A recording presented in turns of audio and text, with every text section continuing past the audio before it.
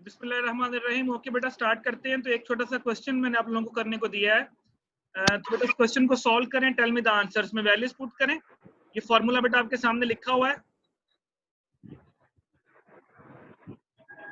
Formula आपके सामने बेटा मेंशन है। इस फॉर्मूले को देखें और जस्ट पुट द वैल्यूज। अच्छा, जब आप करेंगे ना t 4 - 4 करेंगे तो बेटा 4 - 4 क्या हो जाएगा? 0। जब आप 0 को किसी भी चीज से मल्टीप्लाई करेंगे तो वो 0 हो जाएगी। तो सिर्फ आपके जो आंसर्स आएंगे वो 3 तक आएगा। 4 वाली वैल्यूज को लिखने की जरूरत नहीं, लेकिन फिर भी फॉर्मूले में आ रही है तो आप उसको लिख ले।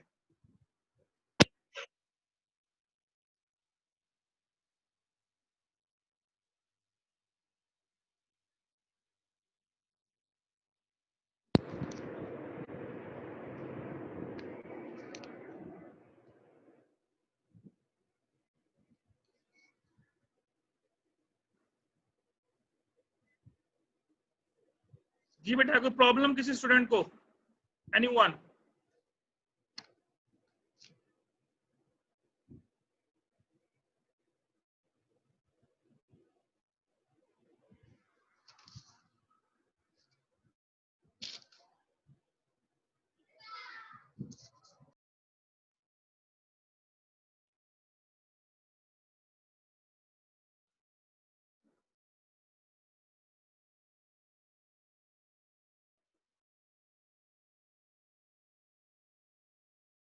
किया किसी ने बेटा? जी, किंजा, खुर्रम, हमजा, सकलैन। जी बेटा, एनीवन? सर बस कर रहे हैं, थोड़ा सर सा बस कर रहे हैं। ठीक हो गया? करें शाबाश।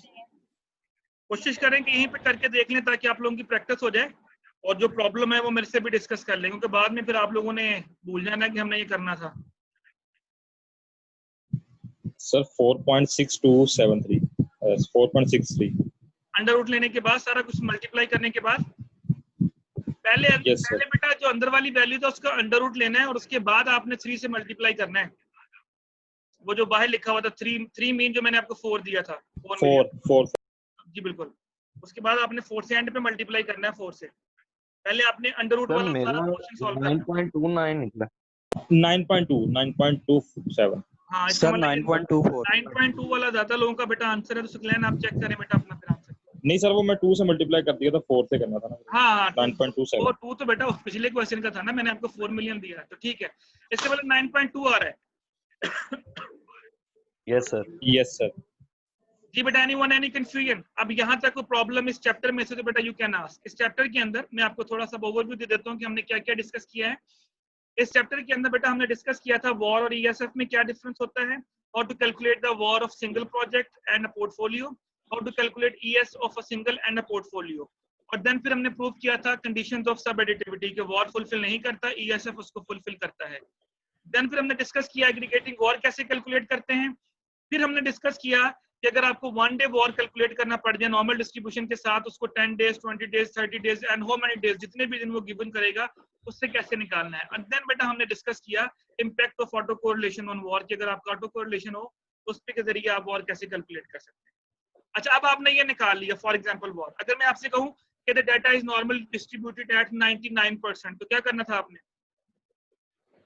सर 99% की तो वैल्यू के साथ मल्टीप्लाई मल्टीप्लाई बिल्कुल, इसके जो भी आंसर निकला इसको 99% की वैल्यू के साथ आपने मल्टीप्लाई कर देना था। फिर मैं अगर आपसे कहूं आप बताएं 40 दिन का वॉर क्या होगा, तो वो जो आंसर आया था उसको t अंडर रूट से मल्टीप्लाई कर देना। मतलब चीजें वही हैं, आगे फर्दर इससे जो मर्जी पूछता जाऊं मैं आपसे। तो फिलहाल आपके पास यही आंसर है जो आपने अंडर रूट के बाद कैलकुलेट किया। अगर उसने नॉर्मल डिस्ट्रीब्यूशन गिवन की क्वेश्चन में, तो आप उसको मल्टीप्लाई कर दीजिएगा, अदरवाइज आपने यहीं तक आंसर करके। ये था बेटा हमारा चैप्टर नंबर 12। अगर इसमें कोई भी प्रॉब्लम, कोई भी कंफ्यूजन है आपको, तो बेटा वो आप पूछ सकते हैं। ये वैल्यूज भी एंड पे गिवन है, ये देखिए मैंने एंड वाली स्लाइड पे भी दे दी हैं। वैसे मैंने आपको शुरू में भी बता दी थी, 90% पे, 95% पे और 99%। मैंने स्लाइड्स के अंदर भी लिख दी और एंड वाली स्लाइड्स पे भी गिवन है। ठीक हो गया बेटा? ये स्लाइड्स मैंने आप लोगों को आई थिंक सेंड कर दी हुई है ना, शेयर की हुई है ना ये वाले चैप्टर की? नहीं सर, नहीं किया आपने। सर वार की नहीं की। ये वार ही है बेटा, वही चैप्टर है, और कौन सा वार की? यस सर, इसकी नहीं। यस सर, इसकी ये नहीं सेंड किया आपने स्लाइड्स नहीं भेजी? मेरा ख्याल है बेटा मैंने सेंड की है। जिनके पास नहीं है वो ग्रुप में चेक कर लो बेटा, चेक करो, मैंने सेंड की हुई है।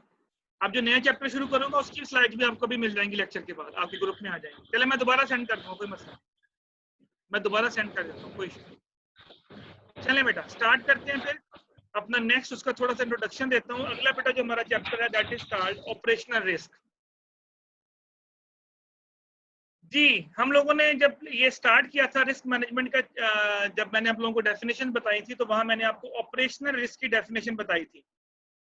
इस क्लाइंट क्या होता है ऑपरेशनल रिस्क, मैंने थोड़ी डेफिनेशन बताई थी। मार्केट रिस्क क्या होता है, ऑपरेशनल क्या होता है, क्रेडिट रिस्क क्या होता है, लिक्विडिटी रिस्क क्या होता है। अगर आपको याद हो पहले लेक्चर्स के अंदर तो मैंने आपको चारों रिस्क थोड़े एक्सप्लेन किए थे। मैंने कहा था हम इसको 1 बाय 1 पढ़ेंगे आगे जाके। तो पहला रिस्क जो पढ़ने जा रहे हैं वो ऑपरेशनल रिस्क है। बेटा होता क्या है पहले ये बताएं। सर जो Yes, sir. इंटरनल इन्वायरमेंट की वजह से फेस करना पड़े। Okay for example sir employers की वजह से जो या इंटरनली सर जो सर एम्प्लॉयज अच्छे तरीके से काम कर रहे हैं बैंक के अंदर, वो भी ऑपरेशनल रिस्क के अंदर जाता है। उनको ऑपरेशनल रिस्क होगा या नहीं होगा। सर होगा उनका ऑपरेशनल रिस्क। सर को वाजुकात एम्प्लॉय सही तरीके सर से अगर काम नहीं कर मैनेजमेंट रहे। एफिशिएंट है तो फिर उनको नहीं होगा रिस्क। सर अगर मैनेजमेंट एफिशिएंट नहीं है तो फिर उनको रिस्क होगा ऑपरेशनल रिस्क। बेसिकली बेटा सिंपल देखो, ऑपरेशनल का मतलब क्या होता है। अगर आप इसको जस्ट वैसे देखें, बिजनेस के ऑपरेशनल क्या होते हैं, बिजनेस को चलाना। तो बिजनेस को चलाने में जो भी रिस्क आपको फेस करना पड़ेगा that is called operational risk. For example तो मशीन खराब हो गई, मशीन को कोई नई टेक्नोलॉजी आ गई, आपके एम्प्लॉयज ने स्ट्राइक कर दी, आपके एम्प्लॉय सही तरह से काम नहीं कर रहे, या कोई प्रॉब्लम या इंटरनल मैटर्स आपके पास सामने आ गए। अब ऑपरेशनल रिस्क बेटा बेसिकली वो रिस्क है जो बिजनेस को रन करने के दरमियान कंपनी को फेस करना पड़ता है, that is called operational risk. अगर आप इसकी डेफिनेशन देखना चाहें तो ये मैं आपके सामने ओपन कर देता हूँ। अच्छा, डेफिनेशन ओपन करने से पहले ये देखिए आपके सामने ये कुछ एग्जांपल्स गिवन है। ये आपकी बुक में से ही स्क्रीनशॉट लिया गया है, या वहां पढ़ लीजिएगा। ये बहुत बड़े बड़े बेटा लॉस हुए थे दुनिया के अंदर, ये बहुत बड़े बड़े स्कैंडल्स हुए थे।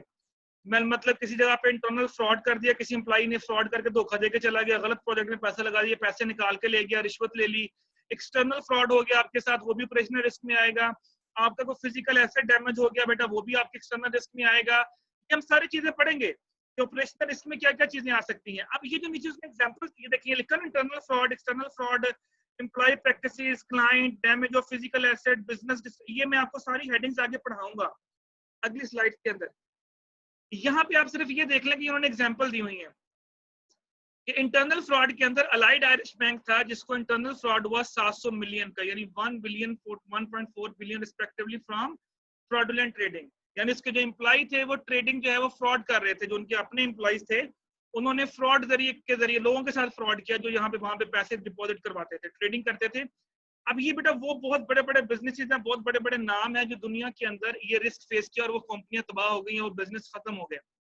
तो आप ये हम डिस्कस करेंगे जब ये मैं आपको सारे फैक्टर्स पढ़ा दूंगा। मैं दोबारा स्लाइड्स के ऊपर वापस आऊंगा, पहले ये सारे फैक्टर्स समझेंगे ये होते क्या हैं, देन फिर आपको ये एग्जांपल समझ आ जाएंगे कि ये एग्जांपल सिर्फ उसने कोड की हुई है, ये एग्जांपल कहां कहां पे फिट आती हैं। ओके जी, ये है बेटा definition of operational risk is the risk of loss resulting from inadequate और failed internal process, people, system और फ्रॉम एक्सटर्नल इवेंट्स। अब देखिए इसमें 3 4 5 चीजें आ गई बेटा। नंबर 1, रिजल्टिंग फ्रॉम इनएडिक्वेट और फेल्ड इंटरनल प्रोसेस। बेटा इंटरनल प्रोसेस में फॉर एग्जांपल आप कोई बिजनेस रन कर रहे हैं, आपके अंदर जो आप वहां पे जो टेक्नोलॉजी इस्तेमाल कर रहे हैं वो टेक्नोलॉजी आपसे आप उसको यूटिलाइज नहीं कर पा रहे प्रॉपर्ली। ये जो सिस्टम आप लेके आए हैं मार्केट के अपने बिजनेस को रन करने के लिए, वो सिस्टम की आपको अंडरस्टैंडिंग नहीं हो पा रही प्रॉपर, या आप उस सिस्टम को प्रॉपर तरीके से रन नहीं कर पा रहे। तो ये सारी की सारी बेटा रीजन बनेंगे आपके ऑपरेशनल रिस्क की। पीपल, जो अभी आपने डिस्कस किया, लोगों ने फ्रॉड कर दिया, एम्प्लॉय जॉब छोड़ के चले गए, एम्प्लॉय स्ट्राइक कर देते हैं, तो इसकी वजह से भी आपको रिस्क फेस करना पड़ता है। सिस्टम, कोई नया सिस्टम मार्केट में इंट्रोड्यूस हो गया, आपके पास पुरानी टेक्नोलॉजी है, मार्केट में नई टेक्नोलॉजी आ गई, अब आप कंपीट नहीं कर पा रहे। अब जब कंपीट नहीं कर पाएंगे तो आपका बिजनेस रन नहीं होगा, जब बिजनेस रन नहीं होगा तो आपको ऑपरेशनल रिस्क फेस करना पड़ेगा। सिंपल बेटा आसान अल्फाज के अंदर ऑपरेशनल रिस्क बेटा वो रिस्क है जो बिजनेस को रन करने के दरमियान आपको फेस करना पड़े, चाहे वो इंटरनल हो चाहे वो एक्सटर्नल इवेंट्स हो। अब एक्सटर्नल इवेंट्स की बात कर लें, जो भी आप लोगों ने अभी यहाँ पे लिखा हुआ एक्सटर्नल इवेंट्स। अब एक्सटर्नल इवेंट्स क्या हो सकते हैं कि आपका जो कोई कस्टमर है जिसको आपने चीजें बेची, फॉर एग्जांपल कि आपने पेमेंट लेनी थी, उस वो बंदे ने आपके साथ फ्रॉड कर दिया, उसने आपको पेमेंट पे नहीं की। अब जब आपको पैसे नहीं मिलेंगे तो आप बिजनेस को रन कैसे करेंगे? तो एक्सटर्नल फ्रॉड भी हो जाते हैं हमारे साथ बाज दफा कि हम लोगों ने, जिस तरह आप लोगों ने किसी को चीजें उधार पे दी, वो बंदा फ्रॉड करके भाग गया, आपने उधार पे दी थी लेकिन उसने पेमेंट ही नहीं की आपको। तो बहुत सारी बेटा रीजन हो सकती हैं। आसान अल्फाज के तरीके ध्यान में रखें, हर वो रिस्क जो बिजनेस को रन करने के दरमियान आपको फेस करना पड़ेगा, that risk is called operational risk.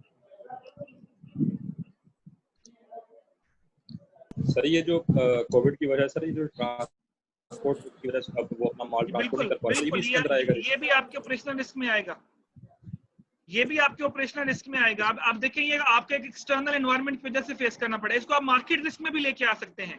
Market risk में हम इसको इसलिए कह सकते हैं कि ये हमारे कंट्रोल में नहीं है, लेकिन इसके साथ क्योंकि हमारे ऑपरेशन ऑफ द बिजनेस भी इफेक्ट होना शुरू हो गए, इस वजह से ये हमारे लिए ऑपरेशनल रिस्क में भी आएगा। इसको हम दोनों कैटेगरीज में लेके जा सकते हैं।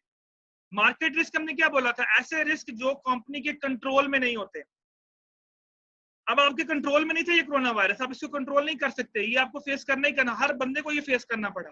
लेकिन इसकी वजह से जो ऑपरेशन आपके खत्म हुए, फॉर एग्जांपल आपका लॉकडाउन लग गया, लॉकडाउन की वजह से आपकी सेल्स कम हो गई, सेल्स कम होने से आपको एम्प्लॉयज निकालने पड़ गए, आपको बहुत सा कुछ करना पड़ा, ये सारे के सारे फिर आपके ऑपरेशनल रिस्क में आ जाते हैं। ये दोनों कैटेगरीज में हम इसको लेके जा सकते हैं।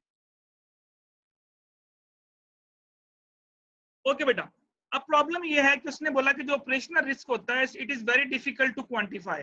हम ये नहीं कह सकते कि मुझे ऑपरेशनल रिस्क जो है वो 2.5 बिलियन फेस करना पड़ा। अच्छा चलें, अब फॉर एग्जांपल मैं कहता हूं जी कि आपकी जो रेपुटेशन है वो डैमेज होगी। फॉर एग्जांपल आपने एक गलत ट्रांजैक्शन की, उससे आपकी रेपुटेशन डैमेज होगी। अब जो रेपुटेशनल रिस्क है बेटा, आप उसको कैलकुलेट नहीं कर सकते कि जी मेरी रेपुटेशन 200 मिलियन की लॉस है, 300 मिलियन की लॉस। सेल्स को तो आप कैलकुलेट कर सकते हैं, बट रेपुटेशन को आप कैलकुलेट नहीं कर सकते। इसलिए वो कहते हैं कि जो ऑपरेशनल रिस्क होते हैं, इनको क्वांटिफाई करना थोड़ा सा डिफिकल्ट होता है। देखिए अभी हम लोगों ने वॉर पड़ा, 2 मिलियन, 3 मिलियन, 4 मिलियन, इतने पैसे रिजर्व कर लो, इतने पैसे रिजर्व कर लो। लेकिन अगर आप कहते हैं मैंने ऑपरेशनल रिस्क के लिए पैसा रिजर्व करना है, तो आपको क्या पता है कि मेरे एम्प्लॉइज जॉब छोड़ के चले जाएंगे? आपको क्या पता कि आपके एम्प्लॉइज ने फ्रॉड कर देना पूरे साल के अंदर? क्या आपको पता कि आपका जो मार्केट में एकदम कोई नई टेक्नोलॉजी आ जानी, ये भी आपको पता नहीं था? या क्या आपको पता था कि आपके एम्प्लॉइज ने स्ट्राइक कर देनी है 2-3 महीने के बाद? तो ऑपरेशनल रिस्क के लिए कितना पैसा रिजर्व किया जाए, it's very difficult to quantify. देखिए मार्केट रिस्क के लिए कर सकते हैं। अभी हम लोगों ने वॉर पढ़ा था, हमने ESF पढ़ा, तो वहां पे जो आंसर आता था कि 2 मिलियन, 4 मिलियन, तो हमें पता है कि इससे ज्यादा हमें लॉस नहीं हो सकता, तो हम उतनी अमाउंट रिजर्व करके साइड पर रख लेते थे। लेकिन बेटा ऑपरेशनल रिस्क के लिए अमाउंट क्वांटिफाई करना बहुत मुश्किल है, तो it's very difficult for the company कि ऑपरेशनल रिस्क के लिए पैसा कितना रिजर्व किया जाए। इसके लिए मैं आपको टेक्निक्स पढ़ाऊंगा। अभी कंपनी पैसा रखती है ऑपरेशनल रिस्क के लिए। देखिए अगर आपको वो ऑपरेशनल रिस्क पूरा साल फेस ही नहीं करना पड़ता जिसके लिए आपने पैसा रखा था, तो बेटा वो पैसा आपके लिए यूजलेस है। ये मैंने आपको पहले भी पढ़ाया था कि वो पैसा जो बिजनेस में इस्तेमाल नहीं होता, it will generate nothing for the company. आपने रिजर्व करके तो रख लिया पैसा, but the question is that कि क्या वो पैसा आपने पूरा साल कहीं इस्तेमाल किया? अब आपको पूरा साल ऑपरेशनल रिस्क फेस ही नहीं करना पड़ा, लेकिन पैसा फिर भी रिजर्व करना है। अगर नहीं रिजर्व करते और ऑपरेशनल रिस्क आ जाता है, कोई एम्प्लॉय स्ट्राइक कर देते हैं, मे भी आपको उनकी सैलरी बढ़ानी पड़ जाए। मैं एग्जांपल दे रहा हूँ, कोई नई टेक्नोलॉजी आ जाती है, मे भी कोई मशीन परचेज करनी पड़ जाए। अगर आप मशीन परचेज नहीं करते तो आपकी सेल्स बहुत ज्यादा डैमेज हो जाएंगी। तो इस तरह की चीजों से फेस करने के लिए फिर आपको इसके लिए पैसा रिजर्व करना पड़ेगा। कैसे रिजर्व करेंगे वो फिर उसके लिए मैं आप लोगों को यहाँ पे थोड़ा सा बताऊंगा कि आपने कैसे रिजर्व करना। ओके, अब बेटा आपने ऑपरेशनल रिस्क के लिए पैसा रिजर्व करना है, it is very difficult to quantify. तो बेजल 2, बेजल 3 आप लोगों ने सुन लिया था लास्ट टाइम भी कि ये रिक्वायरमेंट होती है कि आपने किस रिस्क के लिए कितना कितना पैसा रिजर्व करना, आपके पास कितनी रेशियो होनी चाहिए। लास्ट क्लास के अंदर जो है वो प्रेजेंटेशन भी दी थी स्टूडेंट्स ने, तो वहां पे बताया भी गया था कितने % होना चाहिए। अच्छा, अब 3 मेथड है बेटा ऑपरेशनल रिस्क कैलकुलेट करने के मैथमेटिकली कि आपने कितना पैसा रिजर्व रखना है, उसके 3 मेथड है। The first method is called basic indicator approach, second method is called standardised approach, and third technique is called advance measurement approach. ये 3 अप्रोचेज हैं। इन 3 मेथड के जरिए हम अंदाजा लगा सकते हैं कि हमें कितने पैसे रिजर्व रखने चाहिए, अंदाजन कितने पैसे हमारे पास होने चाहिए। बेसिक इंडिकेटर अप्रोच क्या कहती है बेटा, पहले इसकी डेफिनेशन देख लें, इसके बाद फिर मैं आपके सामने एक्सेल शीट ओपन करूंगा, वहां पे मैं आपको ये एग्जांपल सॉल्व करके देता हूं कि कैसे सॉल्व की गई। बेसिक इंडिकेटर अप्रोच कहती है कि पूरे साल में आपकी जितनी ग्रॉस इनकम होती है पिछले 3 सालों में, ग्रॉस इनकम जो आपने कमाई है पिछले 3 सालों में। फॉर एग्जांपल मैं कहता हूँ जी पिछले 2017 में मेरी ग्रॉस इनकम थी 2 मिलियन, 2018 में मेरी ग्रॉस इनकम है 4 मिलियन, 2019 में मेरी 6 मिलियन। अब आप कहते हैं जी मैंने 2020 के लिए ऑपरेशनल रिस्क कैलकुलेट करना है, तो 2017, 18, 19 वो कहते हैं इन तीनों की ग्रॉस इनकम को क्या करो, प्लस करके उनकी एवरेज ले लो और उसका 15%, जितना भी आंसर निकले उसका 15% देखो कितना आता है, जितना आंसर आएगा उतना पैसा आप रिजर्व रख लो। दोबारा सुने, पिछले 3 साल की जो ग्रॉस इनकम है उनकी एवरेज ले, जो आंसर निकले, फॉर एग्जांपल आंसर निकला एवरेज 7 मिलियन, तो 7 मिलियन का लो 15%, वो बना 1.2 या 1.3 मिलियन। तो वो जो 1.2 या 1.3 मिलियन होगा वो आपने पैसे रिजर्व रखने ऑपरेशनल रिस्क के लिए। जी खुरम बेटा। सर इसके अंदर फार्मूला वही लगेगा टियर 1 प्लस टियर 2 जो से ओवरऑल मैं आपको, इनकम हाँ जी जो सी बिल्कुल, होगी मैं वो आपको दिखाता हूँ डिवाइड फार्मूला, मैं आपको फार्मूला दिखाता हूँ, मैं आपको अभी सॉल्व करके देता हूँ, अभी सिर्फ अंडरस्टैंड करें, मैं आपको ये सॉल्व करके देता हूँ। मैं आपके सामने अभी बेटा आपको ये सारी चीजें क्लियर करता हूँ। ओके, पहले बेटा टेक्निक समझ आ गई, पहले टेक्निक समझ लें। लास्ट 3 इयर्स की जो ग्रॉस इनकम है उसकी आपने क्या लेना है, 15% लेना है, यानी उसकी एवरेज लेके जो आंसर निकलेगा उसका 15% आपने लेना है। वो जो 15% होगा, जितना भी आंसर निकलेगा वो आंसर आपके लिए ऑपरेशनल रिस्क के लिए आपने पैसे रिजर्व करने हैं। मैं आपको अभी एक्सेल शीट के ऊपर इसको सॉल्व करके दिखाता हूं।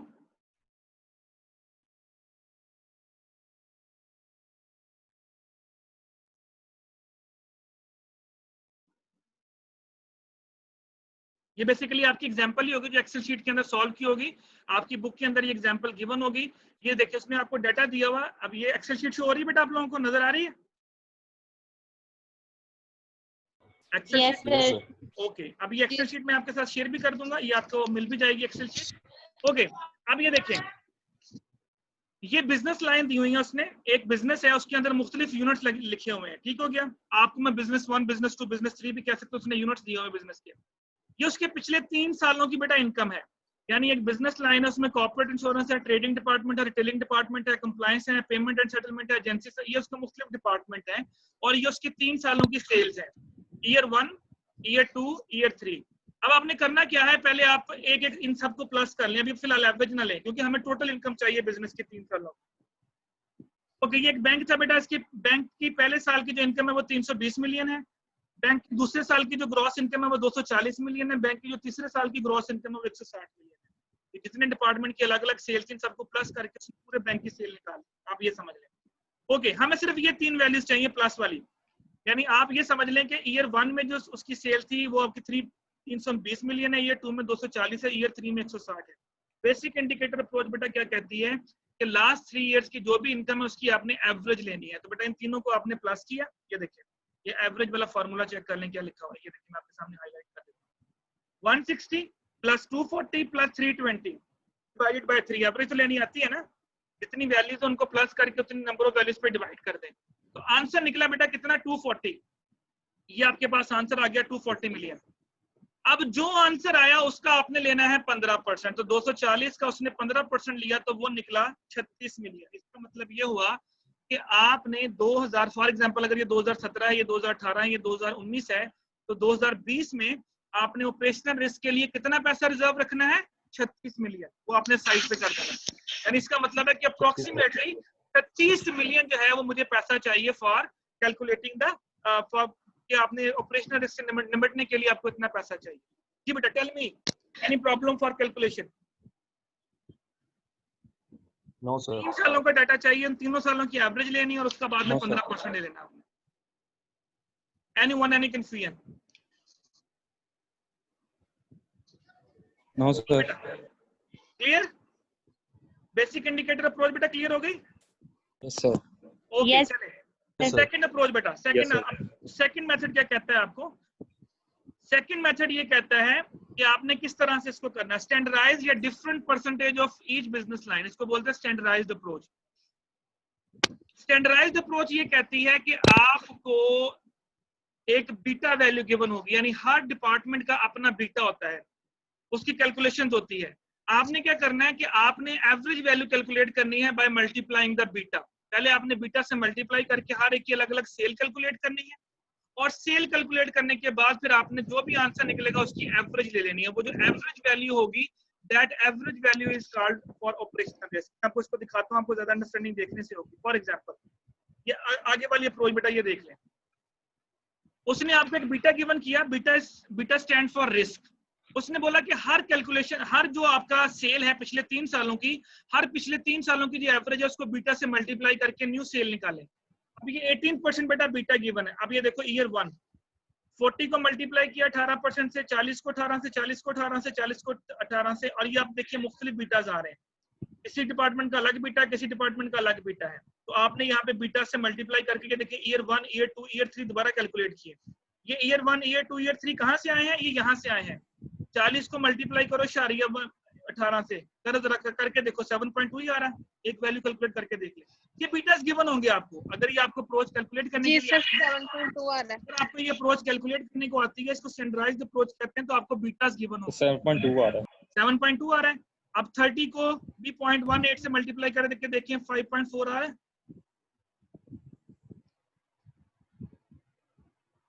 5.4 सर। जी, अब इसी तरह 20 को मल्टीप्लाई करके देखिए 18 से 3.6 आ रहा है। तो देखिए पहली लाइन बन गई आपकी। Yes sir 3.6। ओके, अब करना ये है, अब इसमें कोई 15% नहीं लेना, इसमें बीटा से मल्टीप्लाई किया, हर एक के पास आपकी वैल्यूज आ गई। इन सब वैल्यूज को प्लस कर लें, जिस तरह हमने यहाँ प्लस किया था इस तरफ। अब हमने बीटा वाली वैल्यूज को प्लस कर लिया, 24, 36, 48 आ गया। अब आपने सिर्फ इन तीनों की एवरेज ले लेनी है। जो एवरेज आंसर निकले दैट आंसर इज कॉल्ड, इतनी पैसे आपने रिजर्व रखने हैं for operational risk. This is called standard. Sir ये बीटा चेंज क्यों हुआ इधर? ये 12, 15 सर ये कैसे आया? ये बेटा गिवन होंगे ना, गिवन होगा ना। बीटा क्या होता है बेटा?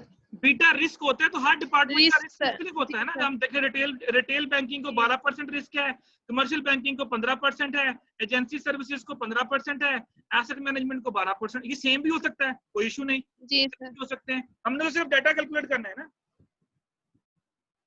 अब आपने ये 3 कॉलम ड्रॉ कर लिए, इन तीनों कॉलम की आपने यहाँ पे एवरेज ले लेनी, सिंपल। बस एवरेज लेके जो आंसर निकलेगा वो आंसर। अब यहाँ पे इसका 15% नहीं लेने बैठ देना।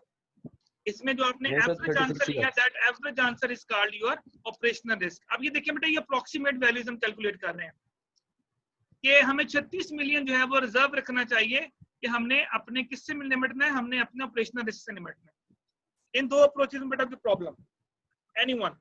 सर ये सर जब हम तीनों अप्रोचेस से अपना ऑपरेशनल रिस्क फाइंड करेंगे तो तीनों का आंसर सेम आएगा? नहीं सेम नहीं है। ये तो वैसे ही उसने डाटा इस तरह का लिया है, मुख्तलिफ हो सकता है, कोई इशू नहीं है। लाजमी नहीं कि यहाँ भी 36 है तो यहाँ भी 36 ही आएगा, नो। हर टेक्निक डिफरेंट है। अब फॉर एग्जांपल अगर मैं यहाँ पे बीटा सबका 18 कर दूं तो आंसर चेंज हो जाएगा। लाजमी नहीं कि तीनों अप्रोचों से आंसर सेम आएगा। अगर आंसर सेम आना है तो फिर व्हाई वी नीड 3 अप्रोचेस, फिर एक से कर लो। हाँ, ये करीब ही आंसर होगा, बहुत ज्यादा डिफरेंस नहीं होगा, क्योंकि हम अप्रोक्सीमेट ले रहे हैं ना। मैं आपको तो पहले बता रहा हूँ कि इसमें हमें नहीं पता कि इस साल हमारे कितने एम्प्लॉइज ने स्ट्राइक कर देनी है, क्या टेक्नोलॉजिकल चेंज आनी है, हमें नहीं पता।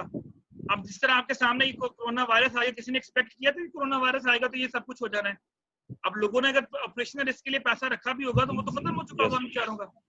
अब वो डिफिकल्टीज फेस कर रहे हैं। आप कहते हैं हमारे पास पैसे नहीं है, लोगों को सैलरियां देने के पैसे नहीं है, हमारा बिजनेस कैसे चलेगा, हम अपने एम्प्लॉइज को सैलरियां कहाँ से देंगे। अब ये वो रिस्क है बेटा, दिस इज कॉल्ड ऑपरेशनल के बिजनेस को रन करने के लिए उनके पास फंड्स खत्म हो गए। तो इस तरह से भी बेटा आपको ऑपरेशनल रिस्क आ सकता है। जी अंडरस्टैंड बेटा, दोनों कैलकुलेशन समझ आ गई? यस। ये छोटे छोटे बेटा क्वेश्चन न्यूमेरिकल बन के भी आपको आ सकते हैं। मैं पॉसिबल इस तरह मैं आपको डाटा दे दूं, मैं कहूं जी कि बेसिक इंडिकेटर अप्रोच से बताएं ऑपरेशनल रिस्क कितना होगा, या एडवांस मेजरमेंट अप्रोच से बताएं जी कितना होगा रिस्क, तो आप लोगों ने फिर बताना होगा मुझे क्या होगा।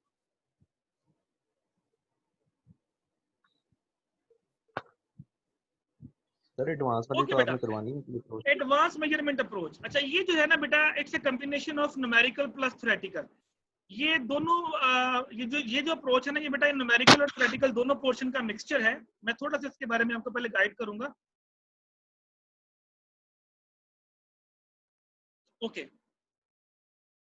एडवांस मेजरमेंट अप्रोच पढ़ने से पहले ये दो डेफिनेशन मैं आपको बताऊंगा, उसके बाद वो जो एक डायग्राम मैंने आपको दिखाई थी वो डायग्राम मैं आपको दोबारा दिखाऊंगा, देन आपको एडवांस मेजरमेंट अप्रोच है वो समझ आएगी। बेटा दो वर्ड्स आपने याद रखने, एक होता है लॉस सेवेरिटी और एक होता है लॉस फ्रीक्वेंसी। लॉस सेवेरिटी और लॉस फ्रीक्वेंसी। लॉस फ्रीक्वेंसी क्या होता है बेटा? Number of losses. फ्रीक्वेंसी यानी पूरे साल में कितनी दफा आपने लॉस फेस किया। आप कहते हैं इस पूरे साल में मुझे 4 दफा लॉस फेस करना पड़ा, तो लॉस फ्रीक्वेंसी क्या आपकी 4। लॉस सिवियरिटी क्या होता है? लॉस सिवियरिटी का मतलब होता है साइज ऑफ लॉस। तो 2 मिलियन लॉस हुआ, 3 मिलियन लॉस हुआ, 4 मिलियन लॉस हुआ, 2 लाख लॉस हुआ, 1 करोड़ लॉस हुआ, that is called severity.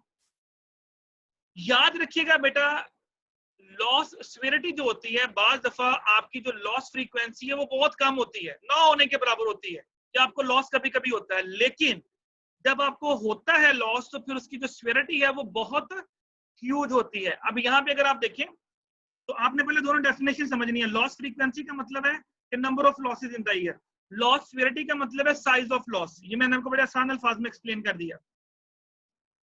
Okay, अब मसला बेटा यहाँ पे ये है कि बाज दफा कुछ बिजनेसेस ऐसे होते हैं जहां पे लॉस फ्रीक्वेंट होते हैं, बहुत फ्रीक्वेंट उनको लॉस हो रहे होते हैं, लेकिन उनका साइज इतना बड़ा नहीं होता, बड़े नॉर्मल से लॉस हो रहे होते हैं, उनको टेंशन नहीं होती।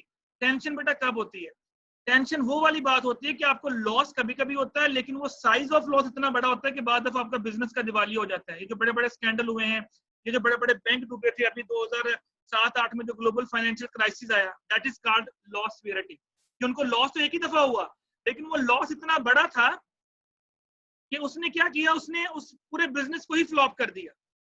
तो ये दो वर्ड बेटा मैं बार बार यूज करूंगा, इस वजह से आपने इन दोनों वर्ड्स को ध्यान में रखना है कि लॉस फ्रीक्वेंसी और लॉस सिवियरिटी का मतलब क्या होता है। Frequency mean number of losses and severity mean you can say that the impact of that loss, यानी साइज ऑफ लॉस जिसे हम कहते हैं। अच्छा, बात है एडवांस पेमेंट अप्रोच के ऊपर।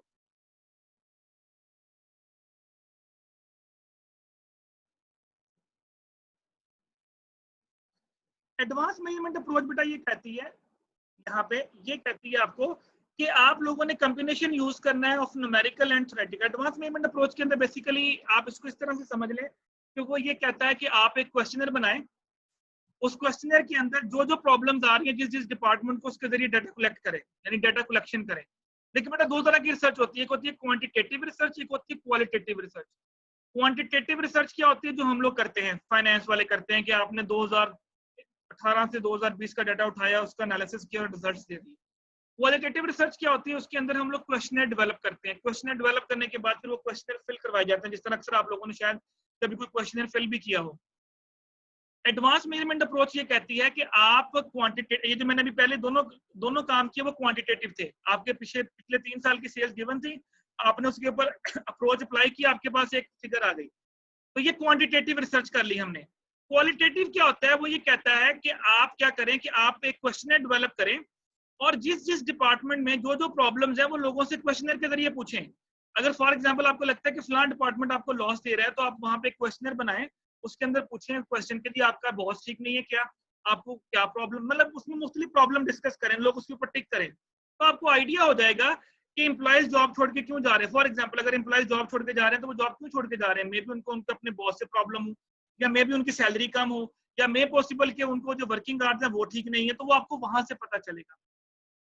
एडवांस मेजरमेंट अप्रोच ये कहती है कि आप क्वांटिटेटिव को भी वेटेज दो और साथ में आप क्वालिटेटिव को भी दो, और उसके बाद फिर जो फिगर आप डिसाइड करोगे that figure should be more appropriate figure.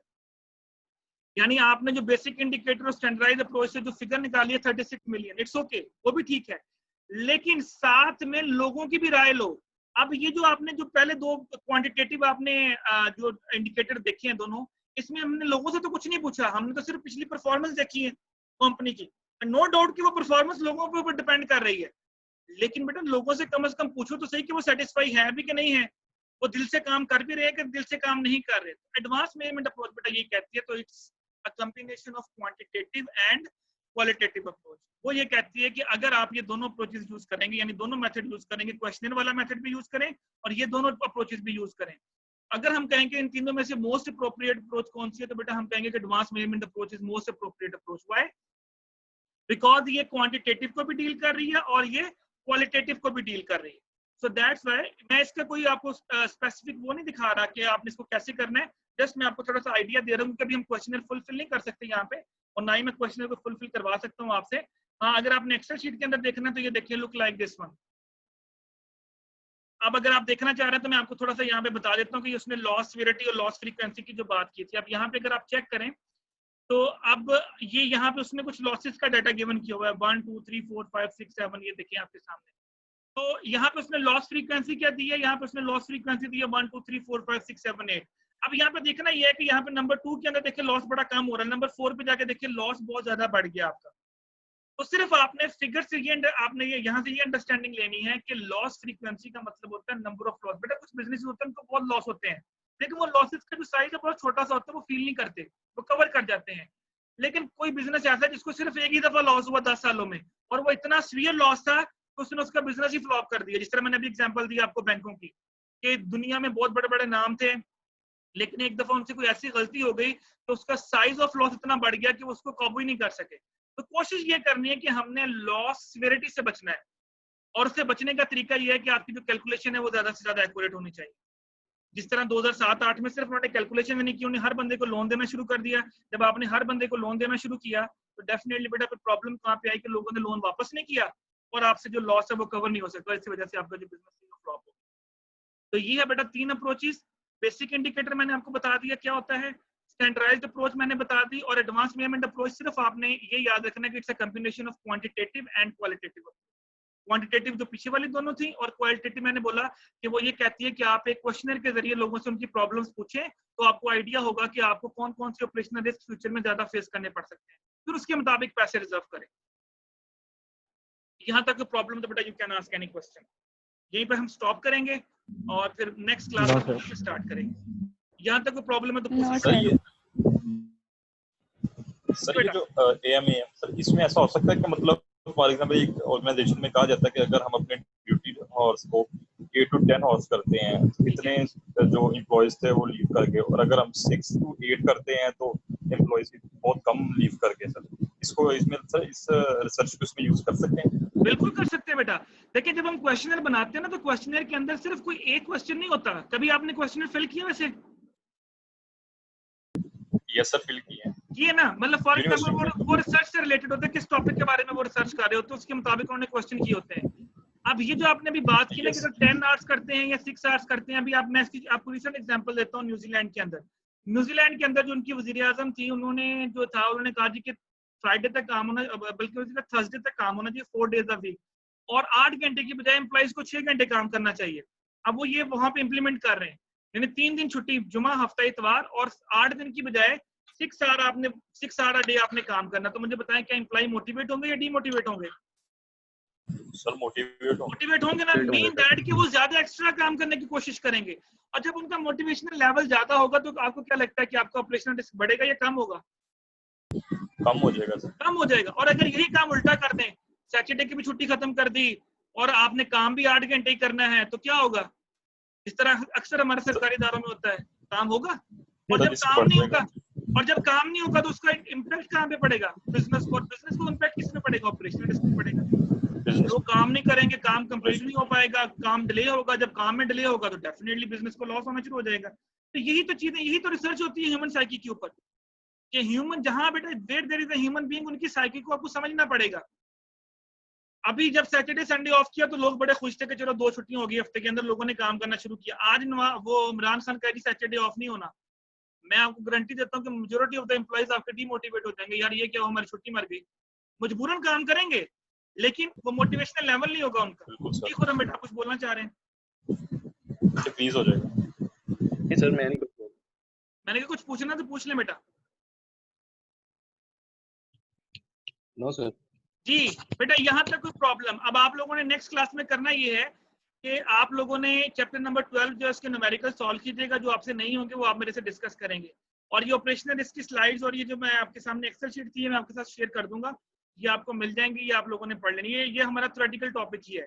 इसके बाद जो नेक्स्ट वीक होगा उसमें हम एक चैप्टर शुरू करेंगे रेयर रॉक वाला, वो थोड़ा सा आपका न्यूमेरिकल चैप्टर होगा और वही हमारा मेन चैप्टर होगा। उसके बाद बाकी सारी थ्योरी होगी। उसके बाद हमारा कोई न्यूमेरिकल चैप्टर नहीं होगा, सिर्फ एक न्यूमेरिकल चैप्टर हमने और पढ़ना है। उसके अलावा बाकी चैप्टर हमारे थ्योरी के ही होंगे ज्यादातर। तो ये 3 मेन न्यूमेरिकल चैप्टर बनेंगे, 10, 12 और वो जो मैं अभी बोल रहा हूँ रेयर रॉक वाला। अब जो हमारी सर वो और वाली भी कर दीजिएगा स्लाइड्स प्लीज सेंड मैं ग्रुप सेंड में। कर देता हूँ बेटा, मैं सेंड कर देता हूँ। ठीक हो गया? यानी कि क्वेश्चन यानी कंफ्यूजन बेटा? No, sir. No sir. Okay बेटा, any question any query? No sir. Okay बेटा, नो सर। चलें फिर इंशाल्लाह नेक्स्ट बेटा क्लास में मुलाकात होगी। ओके बेटा, अल्लाह हाफिज। ओके सर, अल्लाह हाफिज। अल्लाह हाफिज सर।